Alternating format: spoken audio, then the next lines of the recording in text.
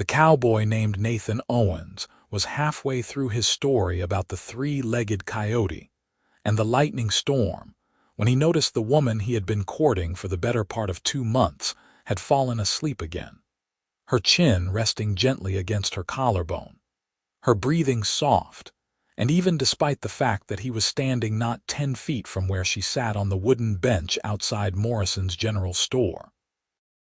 It was September of 1885 in Pecos, Texas, a dusty town that sat baking under the relentless sun most days, and Nathan had been talking for what he estimated was close to 40 minutes about an animal he had encountered 3 years prior while working a cattle drive through the Northern Territories.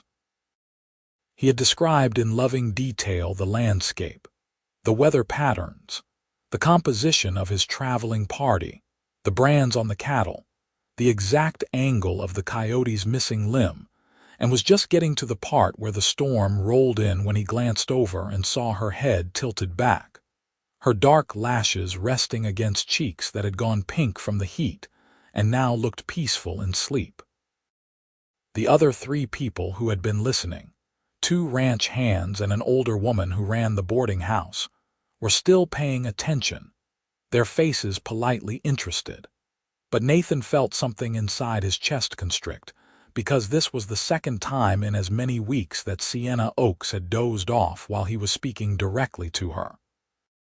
The first time it happened, he had been telling a story about a horse he had broken when he was 17, and he had attributed her sudden nap to the late hour, and the fact that she had mentioned working since dawn helping her aunt with the laundry business.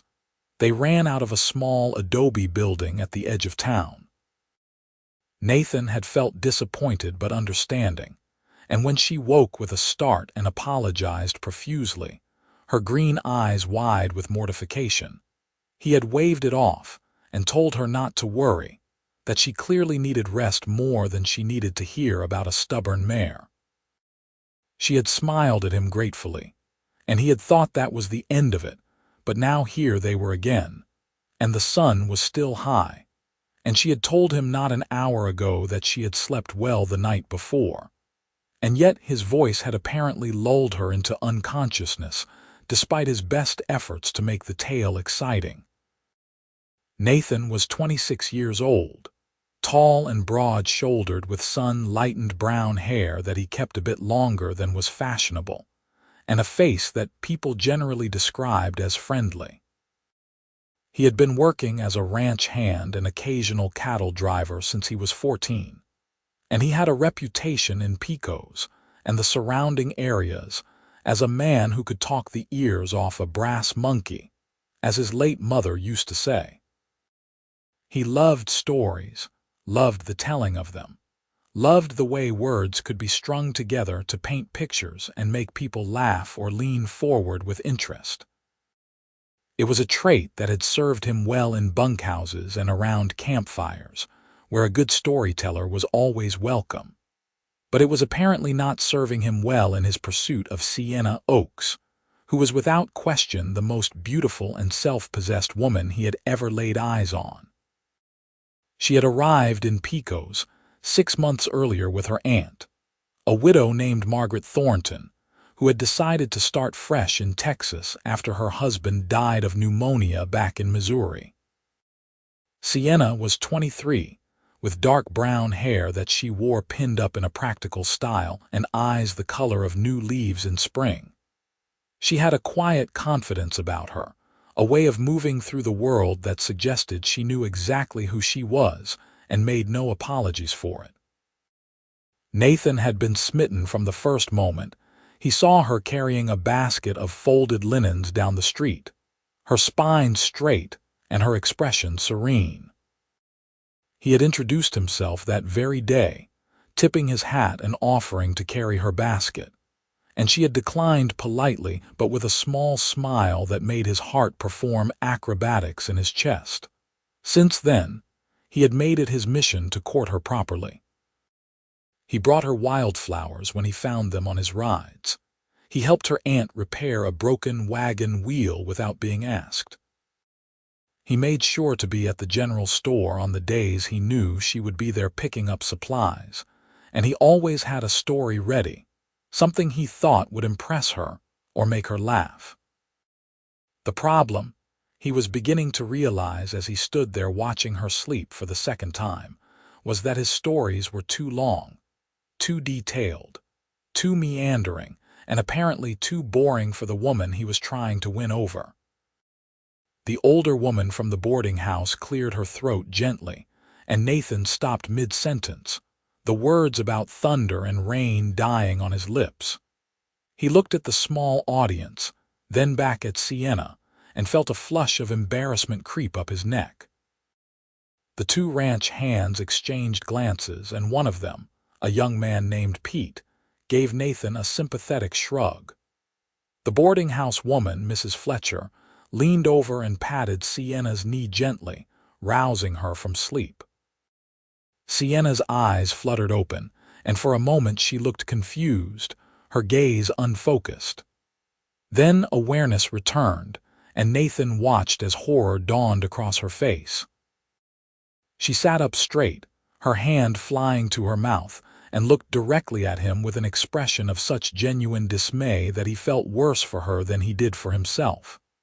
"Oh no," she said, her voice thick with sleep and mortification. "Nathan, I am so sorry. I do not know what is wrong with me. I swear I was listening and then I just—" "It is all right," Nathan said quickly, forcing a smile even though his pride was smarting. "You must be tired. Do not worry about it." "This is the second time," Sienna said, standing up and smoothing her skirt with hands that trembled slightly. "You must think I am terribly rude. I promise I am not usually like this. I do not understand why I keep—" She trailed off, clearly unable to finish the sentence without admitting that his stories were putting her to sleep, and Nathan appreciated her kindness, even as the truth of the situation settled over him like a heavy blanket. Mrs. Fletcher stood as well, making soothing noises, and the two ranch hands took the opportunity to excuse themselves, tipping their hats and heading off down the street. Nathan was left standing there with the two women, feeling foolish and confused and more than a little hurt, though he tried not to show it. "I should get back," Sienna said, not quite meeting his eyes. "My aunt will be wondering where I am. Thank you for the story. I am sorry I did not hear the end." She hurried off before he could respond, and Mrs. Fletcher gave him a long, appraising look before following at a more sedate pace. Nathan stood alone on the porch of the general store, the afternoon sun beating down on his hat, and tried to make sense of what had just happened. He replayed the last two encounters in his mind, searching for patterns, and slowly, reluctantly, came to a conclusion that felt both obvious and devastating. His stories were too long. Not just for Sienna, but probably for a lot of people, he realized with a sinking feeling. How many times had he seen eyes glaze over while he talked? How many times had people made excuses to leave before he reached the end of a tale? He had always assumed they were busy, that they had places to be, but maybe the truth was simpler and more humbling than that. Maybe he had been boring people for years, and they had been too polite to tell him. The thought sat uncomfortably in his gut as he walked back to the ranch where he worked, a sprawling property owned by a man named Douglas Kearney, who raised cattle and horses. Nathan lived in the bunkhouse with 5 other men, and when he arrived that evening, they were already preparing dinner, the smell of beans and salt pork filling the small space. He joined them quietly, which was unusual enough that his friend Marcus, a lean man with a scar across his chin, looked at him with curiosity. "You all right?" Marcus asked. "You look like somebody stole your horse." Nathan considered telling the truth, then decided against it. "Just tired," he said. But that night, lying in his bunk while the other men snored around him, Nathan could not stop thinking about Sienna falling asleep. He had been trying so hard to impress her, to show her that he was interesting and worldly and worth her time. And instead, he had bored her into unconsciousness twice. The more he thought about it, the more he realized that this was not just about Sienna. This was about him, about a habit he had carried his whole life without examining it, without questioning whether it was actually serving him well. His mother had been a storyteller too, he remembered. She had filled their small house with words, narrating her days and her thoughts and her memories in long, winding sentences that young Nathan had loved.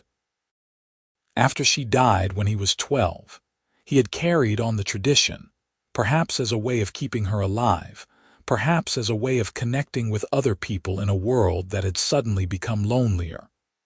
But his mother had been talking to her child, to someone who adored her and hung on her every word.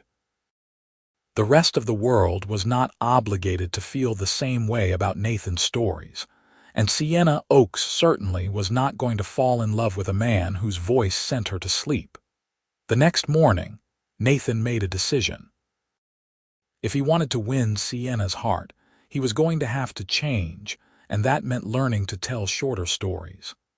The thought filled him with resistance at first. His long, detailed tales were part of who he was, part of how he understood himself. But then he thought of Sienna's face, the way she had looked at him with such genuine interest before her eyes started to close, and he knew that if he truly cared for her, he needed to adapt. Love, he realized, was not about staying exactly as you were and demanding someone accept it. Love was about growing, about becoming better for another person while still remaining yourself. It was easier decided than done. For the next week, Nathan practiced telling shorter stories to anyone who would listen.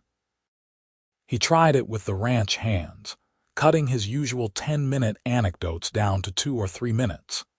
He tried it with Mr. Kearney, delivering a report on the state of the north pasture fence in 3 sentences instead of his usual lengthy explanation. He tried it with the cook, describing his day in under a minute.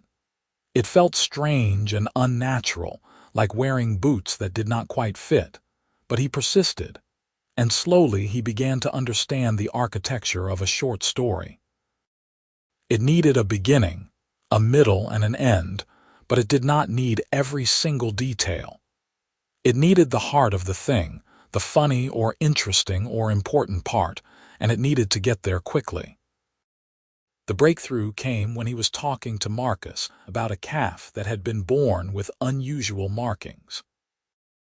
Nathan started to launch into his usual description, beginning with the mother cow's lineage and the weather on the day of the birth, but then he stopped himself, took a breath, and said simply, "We have got a new calf with spots arranged like a map of Texas. You should see it." "It is the strangest thing." Marcus blinked at him. "That is it?" he asked. "That is it," Nathan confirmed. "Huh," Marcus said, then he grinned. "That does sound strange. I will go look after dinner."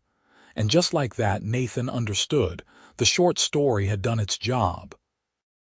It had conveyed the interesting information and sparked curiosity without exhausting the listener with unnecessary details.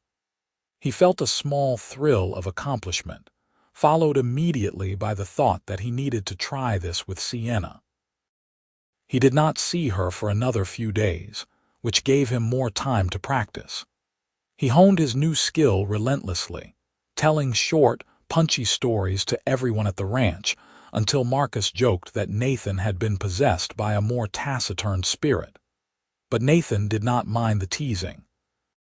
He was on a mission, and that mission was to prove to Sienna Oakes that he could hold her attention without sending her into slumber. The opportunity came on a Saturday afternoon when he rode into town to pick up supplies for the ranch. He saw Sienna outside her aunt's laundry, hanging sheets on a line stretched between 2 posts. She was alone, and when she saw him approaching, he noticed the way her expression shifted, a mixture of pleasure and wariness. She was glad to see him, he thought, but she was also probably dreading another marathon story. "Good afternoon, Sienna," he said, dismounting and removing his hat. "Good afternoon, Nathan," she replied, her hand stilling on the sheet she was hanging. "How have you been?" "Good," he said. Then, before he could lose his nerve, he added, "I wanted to apologize for boring you the other week. Both times." Her eyes widened. "You did not bore me," she said quickly. "I was just tired, I told you." "No," Nathan said gently. "I think I did. And I have been thinking about it, and I realized something. I talk too much. I always have. I get excited about things, and I want to share every detail, but the truth is most people do not need or want every detail. They just want the good part." Sienna lowered the sheet slowly, her expression thoughtful. "I would not say you talk too much," she said carefully. "You are just very thorough." Nathan laughed. "That is a kind way of putting it, but I have been working on it, being less thorough, I mean. Would you like to hear a story?" "A short one." She looked surprised, but she nodded and moved to sit on the bench outside the laundry door. Nathan joined her, leaving a respectful distance between them, and tried to ignore the way his heart was pounding. "So," he began. "Last week a calf was born on the ranch with spots that look exactly like a map of Texas. Mr. Kearney wants to enter him in the county fair." He stopped talking and waited. Sienna looked at him, her head tilted slightly. "That is it?" she asked. "That is it," he confirmed. A smile spread across her face, slow and genuine, and more beautiful than anything Nathan had ever seen. "That is wonderful," she said. "What are you going to name the calf?" "We are thinking Austin," Nathan said, and she laughed. A bright, clear sound that made him feel like he had just won something valuable. They talked for a while longer, and Nathan was careful to keep his stories brief and to the point. He told her about a hawk that had tried to steal the cook's hat, about a horse that had learned to unlatch its own stall, about a summer storm that had rolled through so fast it was gone before the ground even got wet. Each story took less than a minute to tell, and each one made Sienna smile or laugh or lean forward with interest. Most importantly, she stayed awake the entire time, her green eyes focused on him with an attention that made him feel 10 feet tall. When he finally had to leave to complete his errands, she walked with him to where his horse was tied, and at the last moment she reached out and touched his arm lightly. "Thank you," she said. "For what?" he asked. "For listening," she said. "For paying attention." A lot of men would not have done that. Nathan felt something warm expand in his chest. "You are worth paying attention to," he said, and he meant it with every fiber of his being. Over the following weeks, Nathan continued to refine his new approach to storytelling. He discovered that shorter stories were not just easier for others to listen to, they were also more satisfying for him to tell. There was an art to it, a challenge in distilling an experience down to its essence, and he found himself enjoying the process. He also discovered that when he talked less, he listened more, and he learned things about the people around him that he had never known before because he had been too busy talking to notice. Most importantly, he learned things about Sienna. He learned that she had come to Texas not just because of her aunt's decision to move, but because she had wanted an adventure, a chance to see a part of the world she had only read about. He learned that she loved the dry heat of the territory, the endless sky, the way the landscape changed from scrubland to something almost beautiful in the right light. He learned that she was practical and hardworking, but also had a dreamer's heart, that she read novels whenever she could get her hands on them, and that she had a particular fondness for stories about people who built lives in wild places. He learned that she had been engaged once, back in Missouri, to a man her family had approved of but whom she had not loved. She had broken it off 2 months before the wedding, which had caused a scandal, and was part of the reason she had been so willing to leave with her aunt. She told him this one evening as they walked along the edge of town, the setting sun painting the sky in shades of orange and pink, and Nathan felt privileged that she trusted him with something so personal. "You regret it?" he asked. "Breaking the engagement?" "Not for a moment," she said firmly. "I would have been miserable. He was a perfectly nice man, but we had nothing in common, and he never really saw me. He saw the person he wanted me to be, but not who I actually was." "What do you mean?" Nathan asked. Sienna was quiet for a moment, gathering her thoughts. "He would talk at me, not to me. He had already decided what kind of wife I would be, what kind of life we would have, and he never asked if that was what I wanted. And when I tried to tell him, he did not listen.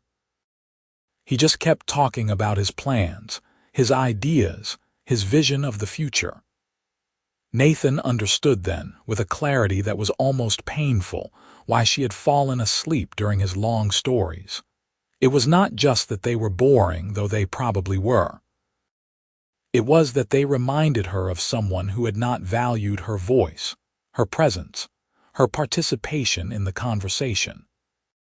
By shortening his stories, by making space for her to respond and contribute, he was showing her that he saw her as an equal, as a partner in the dialogue rather than just an audience. "I am glad you did not marry him," Nathan said quietly. "Not just because it means you are here now, but because you deserve better than that. You deserve someone who listens." Sienna stopped walking and turned to look at him, and in her eyes he saw something that made his breath catch. "You listen," she said softly. "You did not used to, not as much, but you learned. That matters more than you know." They stood there in the fading light, close enough that Nathan could see the faint freckles across her nose, and he wanted to kiss her more than he had ever wanted anything. But he sensed it was too soon, that there were still layers of trust to be built. So instead he offered her his arm and they walked back toward town in comfortable silence.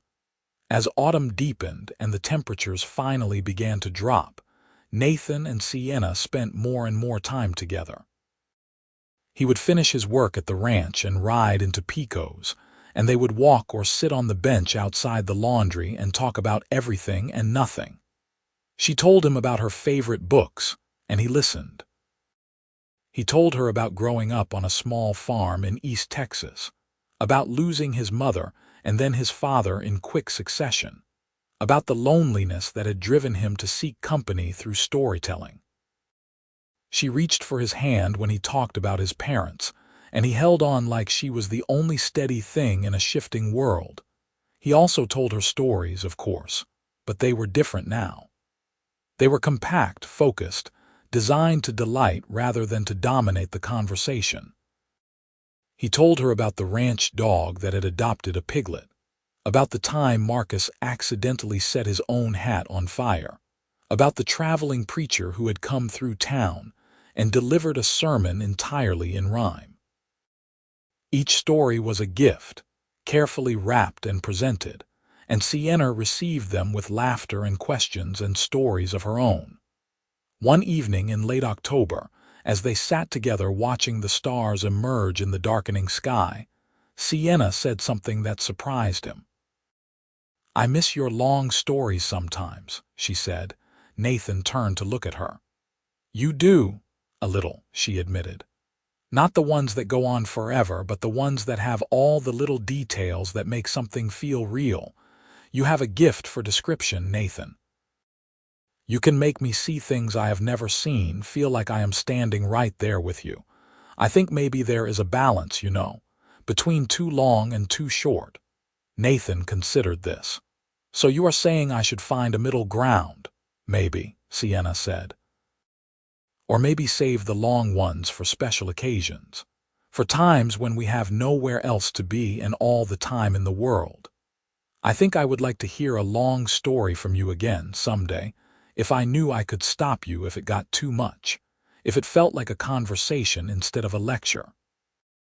"You can always stop me," Nathan said. "Anytime. I want you to." "I know," Sienna said, and she leaned her head against his shoulder in a gesture that felt monumental, like the granting of a privilege. Nathan sat very still, hardly daring to breathe, and thought that this might be the happiest moment of his life so far. As the weeks passed, their courtship deepened into something that felt inevitable and right. Nathan met Sienna's aunt, a sharp-eyed woman who questioned him thoroughly about his intentions and his prospects, before grudgingly admitting that he seemed like a decent young man. Sienna visited the ranch, where Mr. Kearney and the ranch hands all made an effort to be on their best behavior, and where the calf with the Texas-shaped spots, now officially named Austin, won her heart immediately. They attended a church social together, and a dance where Nathan held her in his arms and marveled at the fact that she had chosen to be there with him. It was during this time that Nathan began to think seriously about marriage. He had never been a man who planned far into the future. He had always lived day to day, taking things as they came. But Sienna made him want to plan, to build, to imagine a life that stretched out ahead of them, full of shared mornings and quiet evenings, and all the small, mundane miracles of a life lived together. He started saving money more carefully, thinking about what it would take to provide for a wife and, eventually, a family.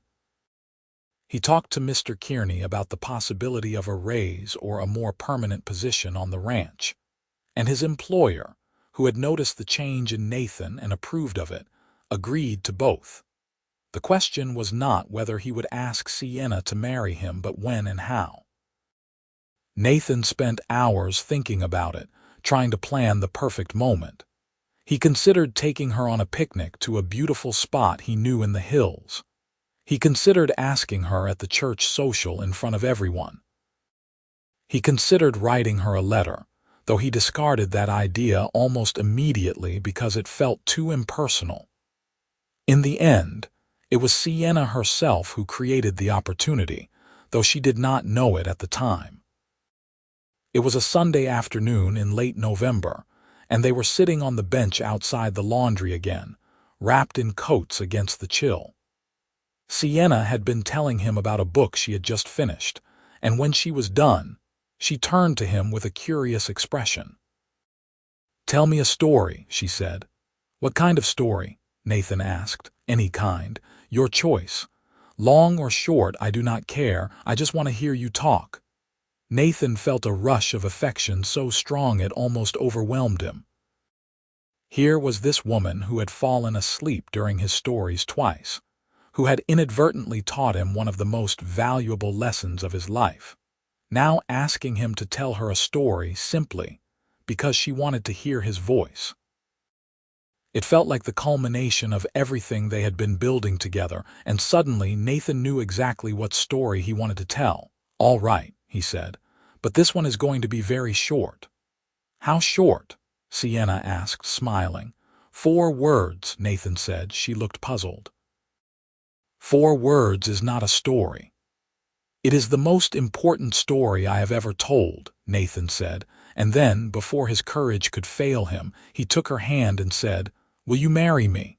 For a moment, Sienna just stared at him, her eyes wide and her lips parted in surprise. Then understanding flooded her face, followed by joy so pure and bright that Nathan felt his own eyes sting with sudden emotion. "Yes," she said, her voice breaking. "Yes, of course I will." Nathan pulled her into his arms, right there on the bench in the middle of town where anyone could see, and he held her while she laughed and cried at the same time. When they finally pulled apart, he reached into his pocket and produced a ring he had bought with his saved wages, a simple gold band with a small garnet stone, and he slipped it onto her finger with hands that shook slightly. "That was a very good short story," Sienna said, wiping her eyes. "Definitely your best one yet." "I have been practicing," Nathan said, and they both laughed. They were married 3 weeks later in the small church in Pecos, with Sienna's aunt and the ranch hands and half the town in attendance. Sienna wore a dress of soft blue wool that brought out the green of her eyes, and Nathan wore his best suit, cleaned and pressed for the occasion. The ceremony was simple and heartfelt, and when the preacher pronounced them husband and wife, Nathan kissed his bride with a sense of overwhelming gratitude that this woman had chosen him, had seen past his flaws to something worth keeping. They moved into a small house on the edge of Mr. Kearney's property, a two-room structure that the rancher rented to them for a reasonable price. It was not much, but Sienna filled it with warmth and small touches that made it feel like home. She hung curtains in the windows, arranged wildflowers in jars, and cooked meals that made Nathan feel like the luckiest man alive. In return, he worked hard at the ranch, bringing home his wages and splitting firewood and fixing everything that broke, which in a house that old was quite a lot. But more than the practical aspects of their life together, Nathan treasured the quiet evenings when they would sit by the fire and talk. Sometimes he told stories, finding that balance Sienna had mentioned between too long and too short, and sometimes she told stories, and sometimes they just sat in comfortable silence, content to be together. He learned the rhythms of her moods, the way she liked her coffee, the fact that she always slept on her right side. She learned his habits too, the way he sang tunelessly while he worked, the way he always checked the horses one last time before bed, the way he could never resist a good story even when he was trying to be concise. Their first year of marriage was not without challenges. Money was tight, especially in the winter when work at the ranch slowed down. They had disagreements, as all couples do, about how to spend their limited resources and whose family they would visit for Christmas, and whether to adopt the stray cat that kept appearing on their doorstep. But they worked through each issue by talking, by listening, by remembering that they were on the same side. And through it all, Nathan continued to practice the art of the short story, the art of communication that valued the listener as much as the speaker. In the spring of 1887, Sienna told Nathan that she was expecting their first child. The news filled him with a joy that was almost frightening in its intensity, along with a healthy dose of terror at the responsibility that was coming. But Sienna was calm and confident, and her sureness steadied him. They prepared the house as best they could, saving money for the doctor and the supplies they would need, and Nathan found himself imagining the future in vivid detail, picturing a child who would have Sienna's eyes and maybe his love of words. Their daughter was born on a warm day in October, after a labor that lasted 12 hours and left Nathan pacing outside the house like a caged animal, while the midwife and Sienna's aunt attended to his wife. When he was finally allowed inside and saw Sienna holding a tiny, red-faced infant wrapped in a blanket, he felt tears stream down his face without shame. They named her Hope, because that was what she represented, and Nathan held her with shaking hands and promised her silently that he would be the best father he could be. Hope was followed 2 years later by a son they named Daniel, a sturdy baby with a powerful set of lungs who kept them awake more nights than Nathan cared to count. Sienna handled it all with a grace that Nathan admired, and he did his best to support her, waking with the babies and changing diapers and rocking them back to sleep while humming the old songs his mother had sung to him. The house felt full in a way it never had before, full of noise and life and the particular chaos that small children bring. As the children grew, Nathan discovered a new audience for his stories. Hope and Daniel loved to hear him talk, and unlike adults, they were endlessly patient with his longer, more detailed tales. He told them about his childhood, about the adventures he had on cattle drives, about the characters he had met over the years. He also made up stories, fantastical tales about talking animals and brave children and magic hidden in ordinary places. Sienna would sit nearby, mending clothes or preparing dinner, and sometimes she would catch his eye and smile, and he would know that she was remembering those early days when his stories had put her to sleep. When Hope was 4 and Daniel was 2, Sienna became pregnant again. This pregnancy was harder than the first two, leaving her exhausted and ill for months, and Nathan took on more of the household duties while still working at the ranch. It was a difficult time, but they leaned on each other and their community, and when their second son arrived, a small but healthy baby they named Calvin, Nathan felt that their family was complete in a way he had not known he was waiting for.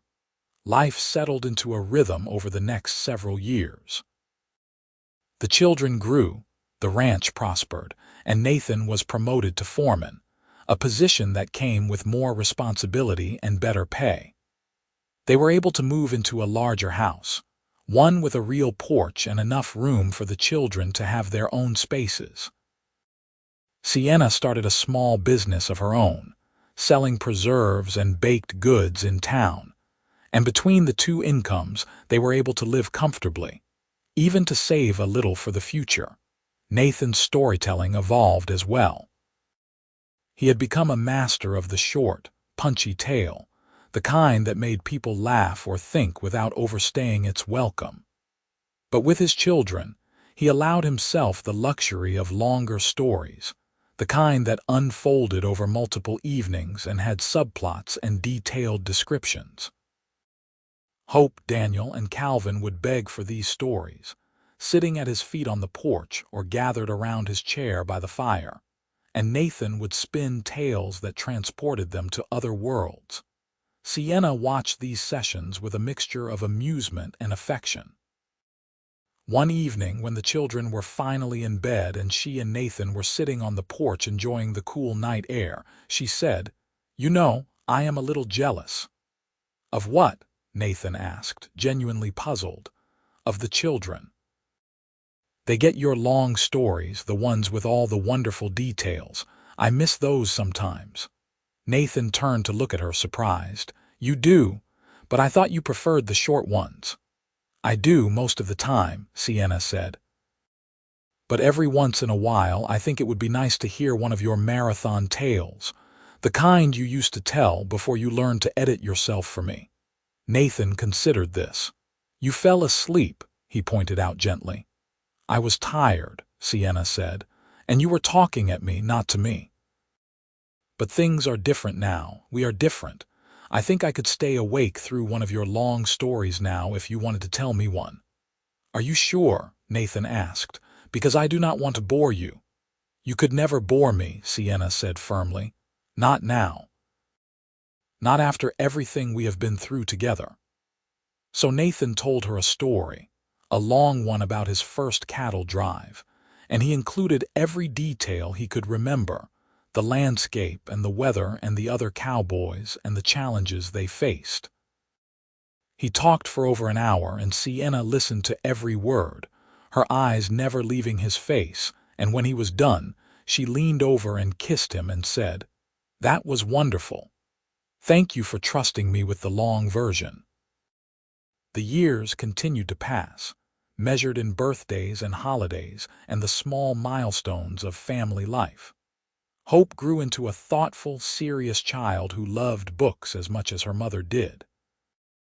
Daniel was adventurous and physical, always climbing trees or racing his horse or getting into some kind of good-natured trouble.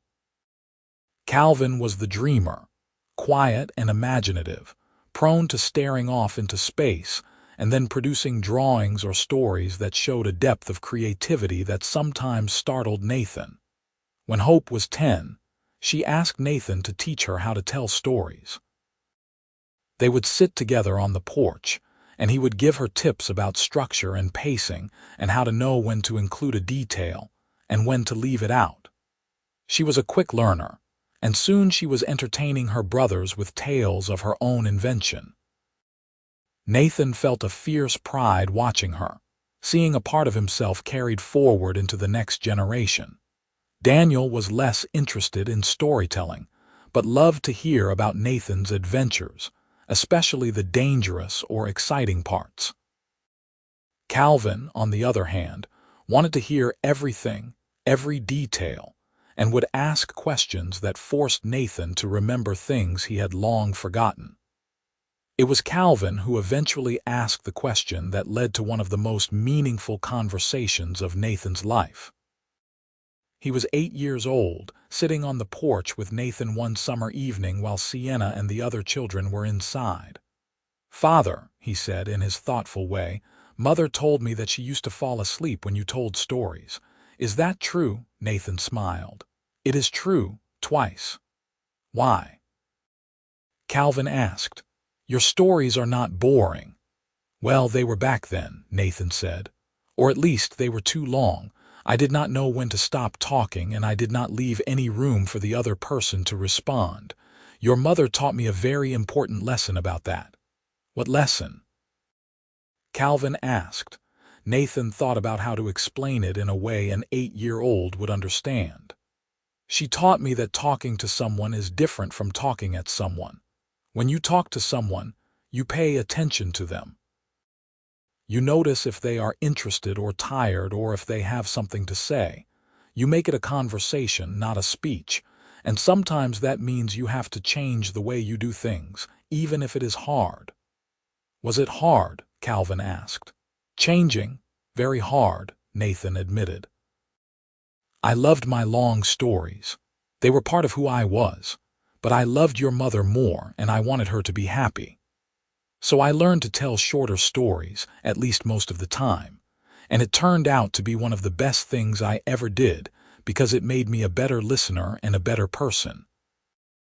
Calvin absorbed this in silence for a moment. Then he said, "I am glad Mother fell asleep, because otherwise you would not have learned that lesson and you might not have married her."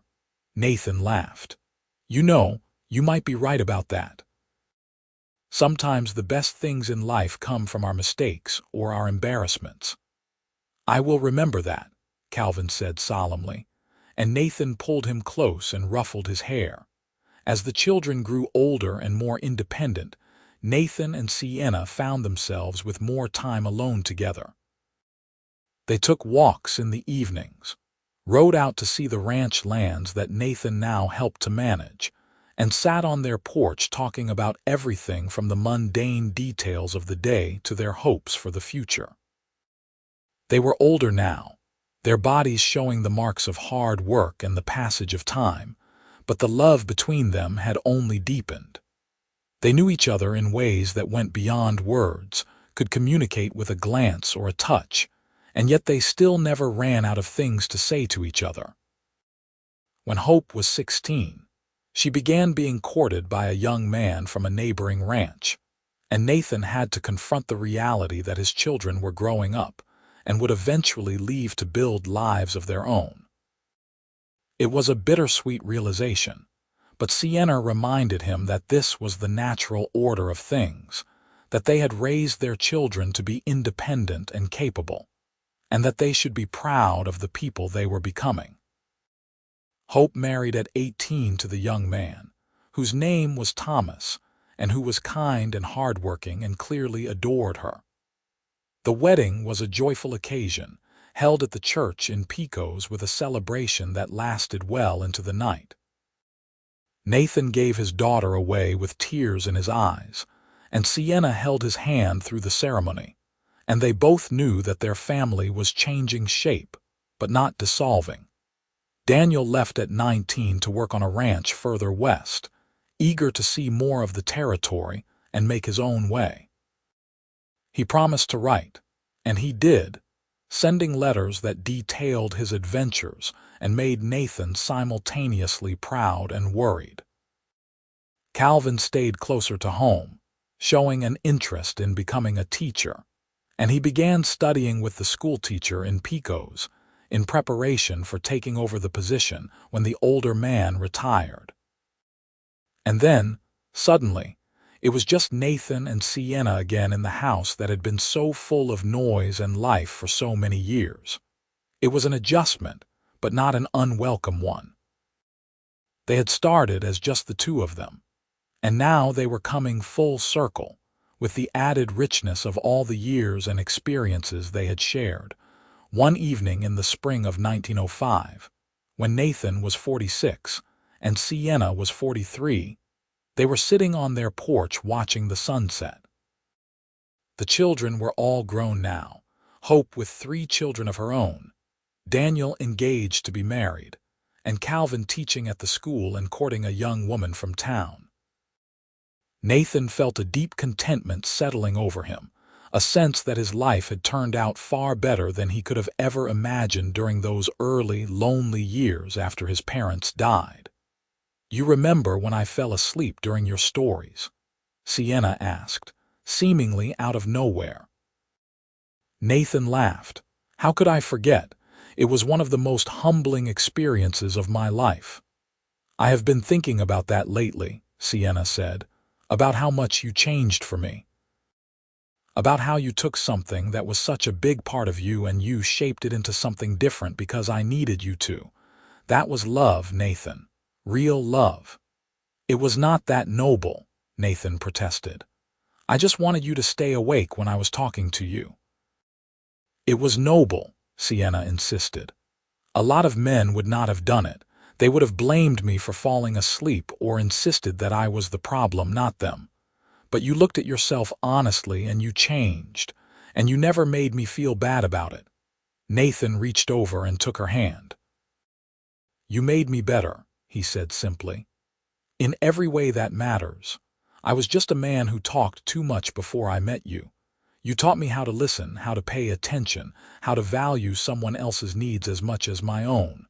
That is worth falling asleep for." They sat in comfortable silence for a while, hands linked, watching the sky turn from orange to purple to the deep blue of early night. Then Sienna said, "Tell me a story." "Long or short?" Nathan asked. "Your choice," she said. Nathan thought for a moment, then began to speak. He told her about the day they met, but he told it from his perspective, including all the details he had never shared before. He told her about the way his heart had jumped when he first saw her, about the weeks he had spent working up the courage to introduce himself, about the careful thought he had put into every conversation in those early days. He told her about his devastation after she fell asleep the second time, about the long night he had spent questioning everything about himself, about the decision he had made to change. It was a long story, detailed and heartfelt, and it took him almost an hour to tell. And Sienna stayed awake for every second of it, her eyes shining in the lamplight, her hand warm in his. When he finished, she was quiet for a moment, and then she said, "I love you, Nathan Owens. I have loved you since the moment you shortened your stories for me, but I think I am falling in love with you all over again." "I love you too," Nathan said. "Always have, always will." They stayed on the porch until the stars came out, talking about their children and their grandchildren, and the life they had built together. And Nathan thought that if he could go back to that younger version of himself, standing embarrassed on the porch of the general store in Pecos, he would tell him not to worry. He would tell him that the woman who fell asleep during his story twice would become his wife, the love of his life, the person who taught him what it meant to truly listen and be heard.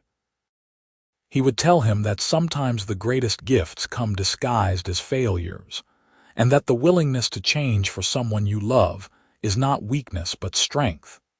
As they finally went inside to bed, Nathan glanced back at the porch, at the bench where they had spent so many hours over the years.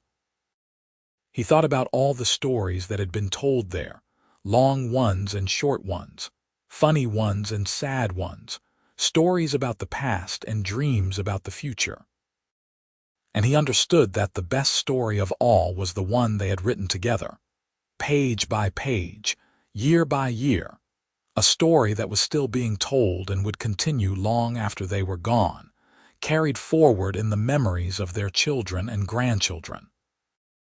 Years later, when Nathan was in his 50s and his hair had gone completely gray, Hope brought her children to visit. They were rambunctious and full of energy, and they quickly discovered that their grandfather was famous for his stories. They begged him to tell them tales, and Nathan obliged, spinning yarns about his youth and his adventures and the early days of the territory. But these stories went on a bit long, meandering in the way of a man who had the luxury of time and an indulgent audience, and Sienna watched with amusement as her grandchildren's attention began to wander. One of them, a little girl named Helena who was 6 years old and had her grandmother's green eyes, climbed into Sienna's lap and whispered, "Grandmother, does grandfather ever stop talking?" Sienna laughed, a bright, joyful sound that drew Nathan's attention. He paused mid-story and looked at his wife with a raised eyebrow. "What is so funny?" he asked. "Helena wants to know if you ever stop talking," Sienna said, not bothering to hide her grin. Nathan looked at his granddaughter, then at the other children who were politely trying to pay attention but clearly growing restless. He felt a flash of recognition, a memory of a younger version of himself who had not yet learned when to edit, and he smiled. "You know what?" he said. "I think this story has gone on long enough. How about I tell you the exciting part and save the rest for another day?" The children perked up immediately, and Nathan condensed the remaining half-hour of his tale into 5 minutes, hitting the highlights and ending with a flourish that made the children cheer. When he was done, Helena clapped her hands and said, "That was a good story, grandfather." "Thank you, sweetheart," Nathan said, and when he met Sienna's eyes across the porch, they shared a look of perfect understanding. That evening, after Hope and the children had left and Nathan and Sienna were alone again, she said, "You did it again. You shortened your story for someone who needed you to."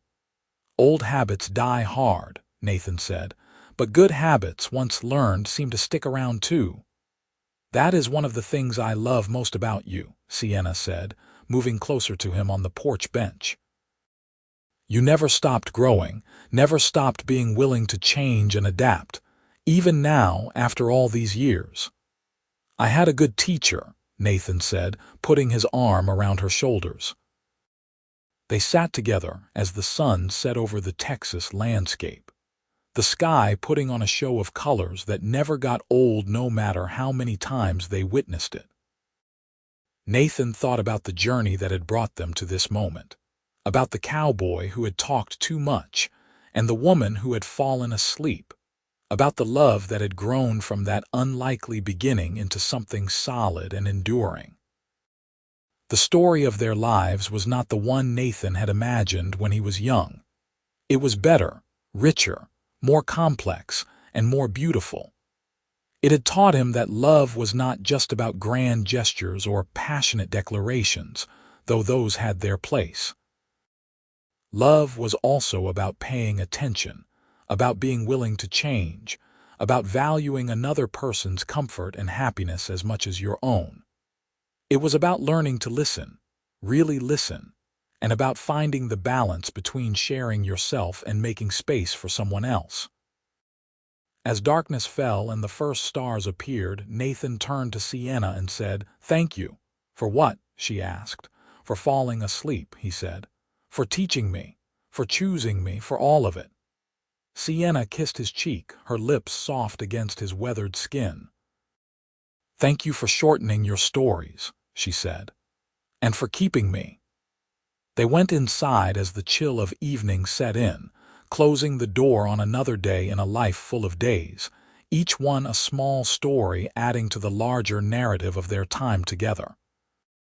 And if someone had asked Nathan in that moment whether he regretted giving up his long, rambling tales in favor of shorter, more focused ones, he would have laughed and said absolutely not, because what he had gained was so much more valuable than what he had sacrificed. He had gained a partner, a love, a life that was full of meaning and purpose. He had gained children who carried forward the best parts of both him and Sienna. He had gained the wisdom that comes from being truly seen and valued by another person. And he had gained the understanding that the best stories are not the ones that go on forever, but the ones that know when to end, leaving the listener satisfied and wanting more. The years continued to pass in the way they do, bringing both joy and sorrow. Nathan and Sienna lost friends to illness and age, celebrated the marriages of their children and the births of more grandchildren, and watched as Pecos grew from a small, dusty town into a more established community.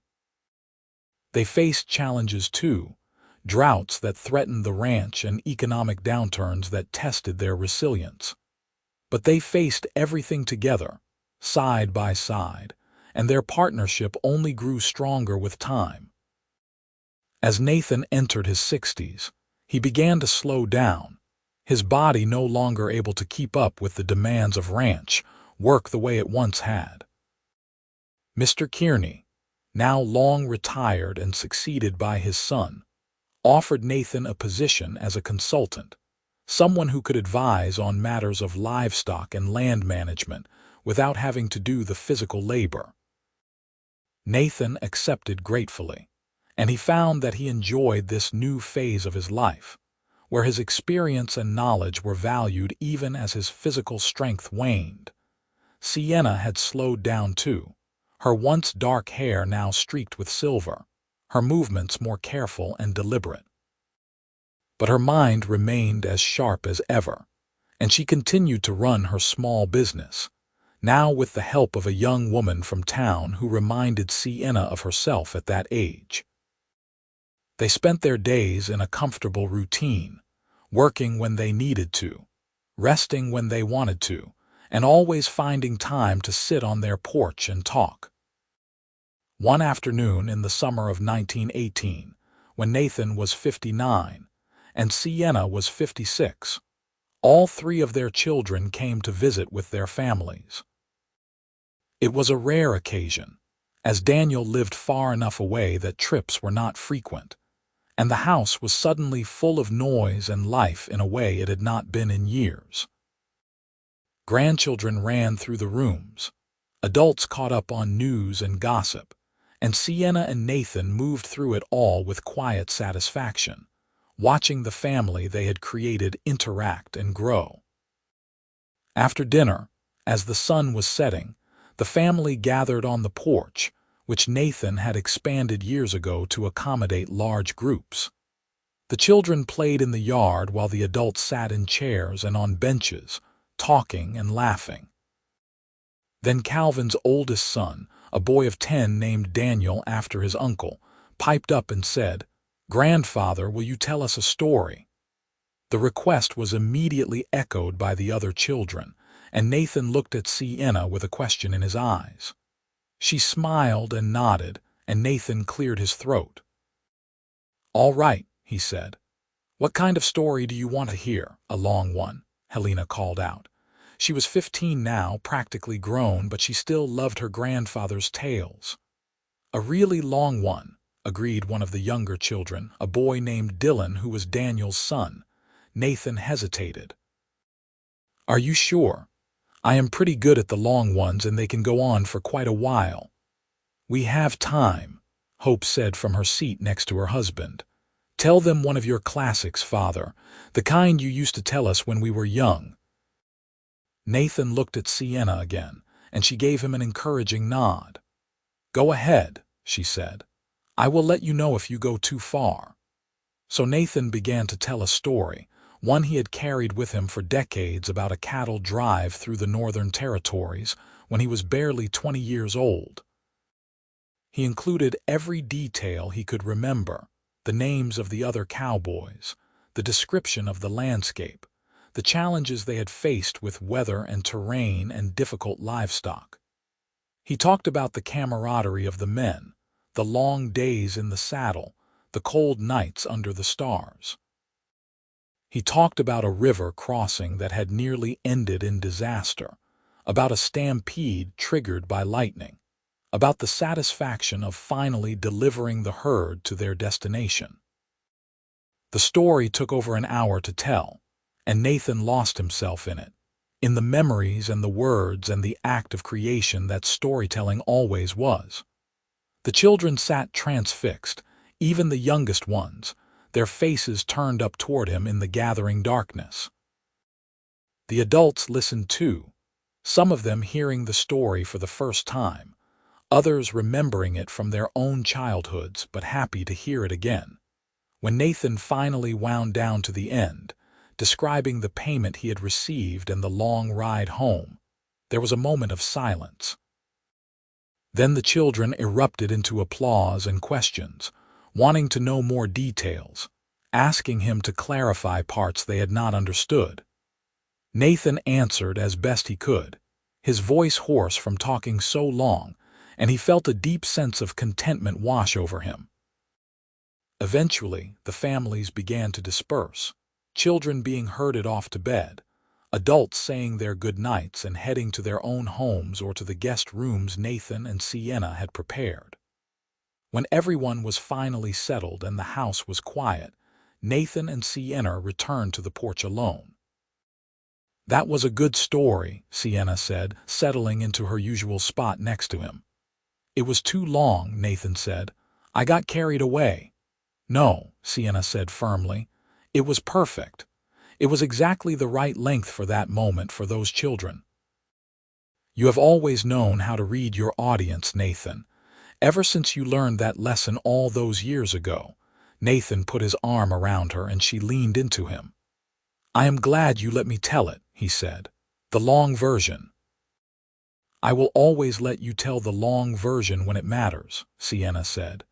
"As long as you remember that sometimes the short version is just as good." "I remember," Nathan said. "How could I forget? You fell asleep twice to teach me that." Sienna laughed softly. "I did not fall asleep on purpose, you know. I really was tired those times." "I know," Nathan said, "but I am still grateful it happened. Best thing that could have happened to me, really." They sat in silence for a while, listening to the night sounds of the ranch, the distant lowing of cattle and the chirp of crickets. Nathan thought about all the stories he had told over the years, the short ones and the long ones, the funny ones and the serious ones. But the best story, he realized, was the one he was still living, the story of his life with Sienna, a story that had started with failure and embarrassment and had blossomed into something beautiful and lasting. "You think they will remember?" Nathan asked. "The children and grandchildren. Do you think they will remember the stories?" "Some of them will," Sienna said. "The ones who need to. But what matters is not whether they remember the specific stories. What matters is that they remember that someone took the time to tell them, that someone valued them enough to share these pieces of the past. That is what you have given them, Nathan. Not just entertainment, but a connection to where they come from."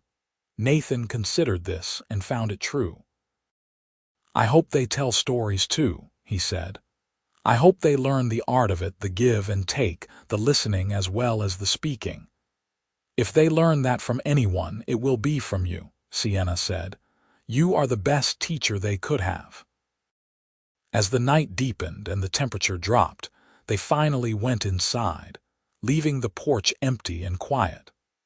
But the next morning it would be full again, full of family and life and the ongoing story that would continue long after Nathan and Sienna were gone. And that, Nathan thought as he climbed into bed next to his wife of more than 3 decades, was a kind of immortality all its own. The following years were kind to Nathan and Sienna.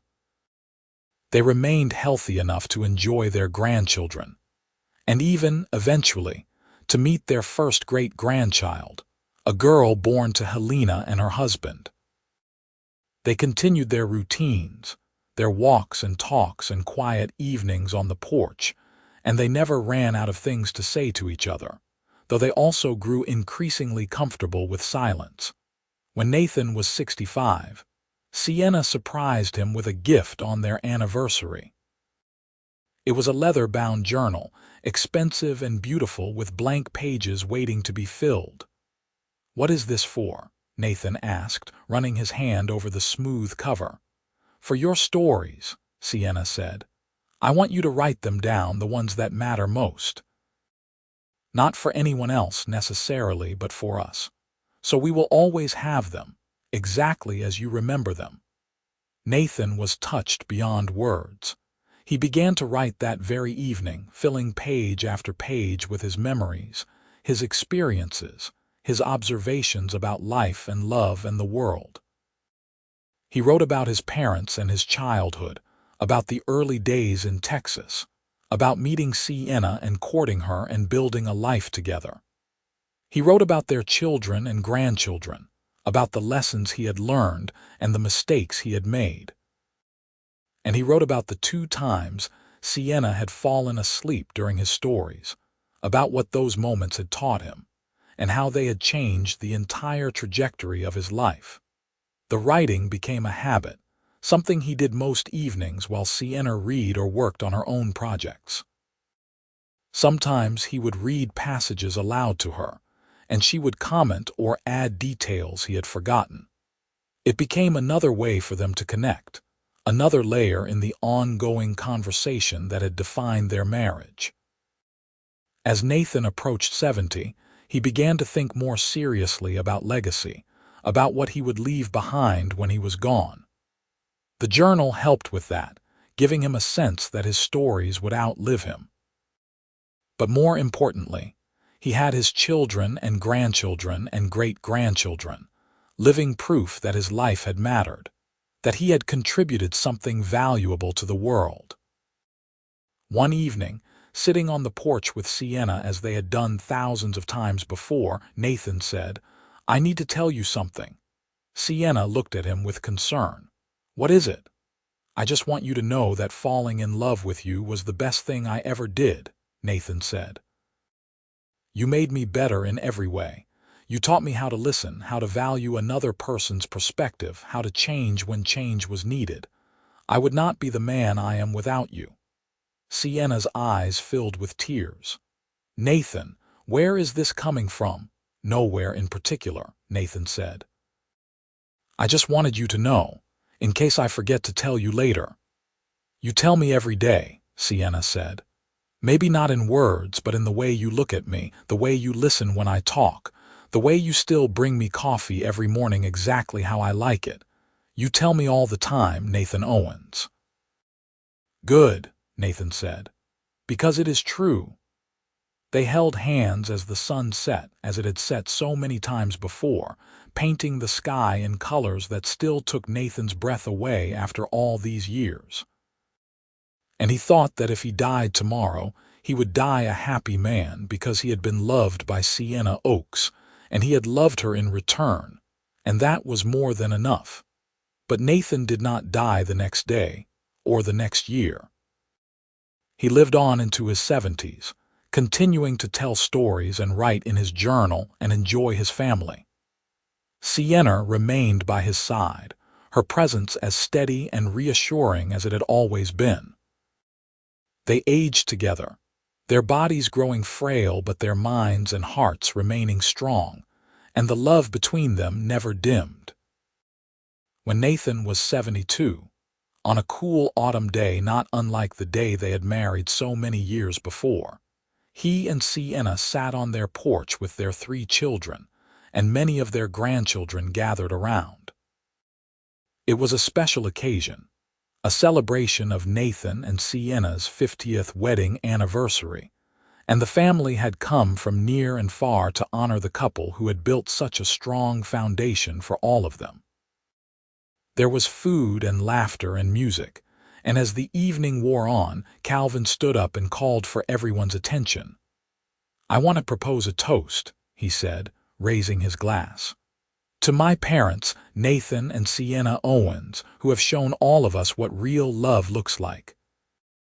They have taught us about commitment and partnership, and the importance of being willing to change and grow for the people we love.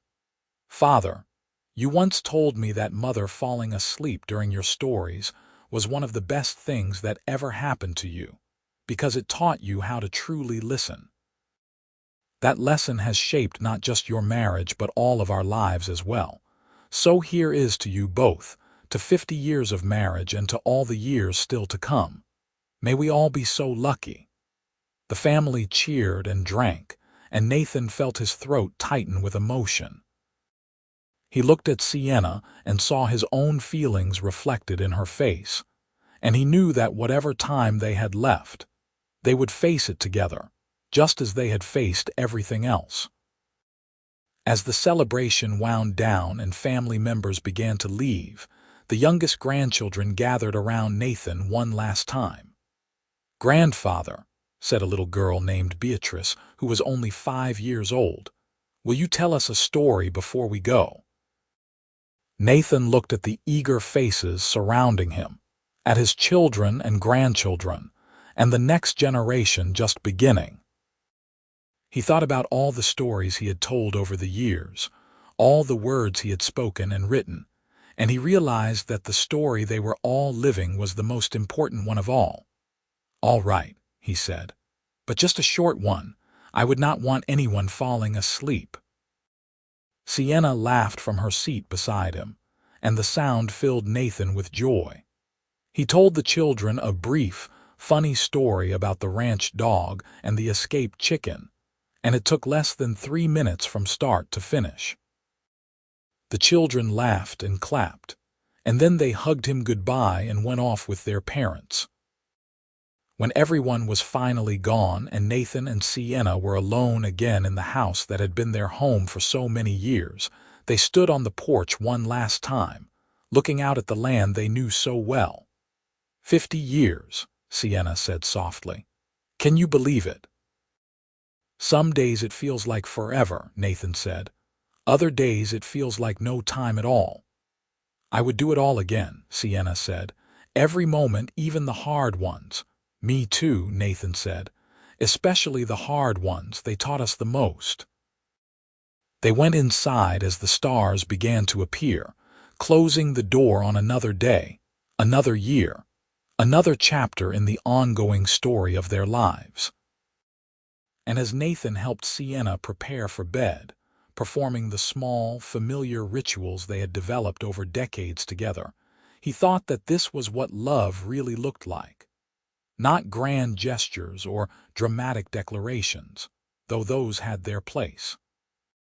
But this daily choosing of each other, this commitment to being present and attentive and willing to grow, this was the heart of it all. As they lay in bed that night, Sienna's hand in his, Nathan said one more time, "Thank you for falling asleep." "Thank you for shortening your stories," Sienna replied, just as she had so many times before. And then they slept, side by side, partners in the truest sense. Two people who had found each other in the wild landscape of Texas all those years ago and had built something lasting and true. The cowboy who had learned to listen, and the woman who had taught him, together until the end. Their love story written not in grand gestures but in 1,000 small choices, in shortened stories and long conversations, and the daily work of truly seeing another person. The story of Nathan and Sienna Owens continued for many more years, as they aged gracefully together and remained fixtures in their family and community. They were known as a couple who truly loved each other, who had weathered the storms of life together and emerged stronger for it. And whenever anyone asked Nathan what the secret to a long and happy marriage was, he would smile and say, "Learn to listen, really listen, and be willing to change when change is needed. That is all there is to it." And Sienna, hearing this, would always add, "And marry someone who is willing to do the same for you."